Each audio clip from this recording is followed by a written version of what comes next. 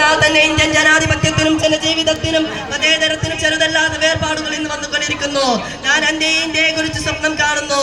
വാസ്തവത്തിൽ സ്വപ്നത്തെ ചെറിച്ച് മികച്ച ചിത്രവും എനിക്ക് ലഭിക്കുന്നുണ്ട്. മതേതര രാഷ്ട്രമായ ഇന്ത്യ മതന്യൂനപക്ഷത്തിനെതിരെയുള്ള ആക്രമണങ്ങൾ ഇന്ന് വർദ്ധിച്ചു കൊണ്ടുവരികയാണ്. ലോകസമസ്ത സുഖിനോ ഭവന്തു എന്ന ഹൈദമതത്തിലെ സാരമായ സന്ദേശവും കാരുണ്യത്തിന്റെ കരുതനാണ് മതമെന്ന് മുഹമ്മദ് നബി സല്ലല്ലാഹു അലൈഹി വസല്ലമയുടെ ഉപദേശവും തന്റെ പോലെ തന്റെ അയൽക്കാരെ കാണണമെന്ന് യേശുക്രിസ്തുവിന്റെ തത്വശാസ്ത്ര സന്ദേശവും ഇന്ന് പലരും മറക്കുന്നു. ഈ വർണ്ണ വിവേചനങ്ങളെല്ലാം തകർത്തെറിഞ്ഞ് എല്ലാവരും ഒന്നാവണമെന്ന് ഇന്ത്യയെ ഞാൻ സ്വപ്നം കാണുന്നു. ഞാൻ പറയുന്ന മതം, ഞാൻ ചൂണ്ടിക്കാണിക്കുന്ന രാഷ്ട്രം, ഞാൻ ഇഷ്ടപ്പെടുന്ന ഭക്ഷണം, ഞാൻ അനുവദിക്കുന്ന വസ്ത്രം, ഇത് മാത്രമേ അനുവദിക്കാവൂ എന്ന് ശാഠ്യം പഠിക്കുന്നവർ ഒരിക്കലും ഇന്ത്യയെ കുറിച്ച് സ്വപ്നം കാണാൻ സാധ്യമല്ല. ഒരിക്കൽ APJ അബ്ദുൽ കലാം ഒരു പെൺകുട്ടിയോട് ചോദിച്ചു, നിനക്ക് എന്താണ് ഇന്ത്യയെ കുറിച്ചുള്ള സ്വപ്നം?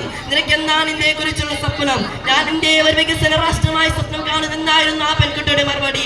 ഇത് തന്നെയാണ് വാസ്തവത്തിൽ എല്ലാവരും ഇന്ത്യയെ കുറിച്ചുള്ള സ്വപ്നം. എല്ലാവരും വിദ്യാഭ്യാസമുള്ളവരായിരിക്കണം, ജോലിയുള്ളവരായിരിക്കണം, സംതൃപ്തരായിരിക്കണം, സന്തുഷ്ടരുമായിരിക്കണം. ഇങ്ങനെയുള്ളവർ ഇന്ത്യയെ ഞാൻ സ്വപ്നം കാണുന്നു എന്ന് മാത്രം പറഞ്ഞുകൊണ്ട് ഞാൻ നിർത്തുന്നു.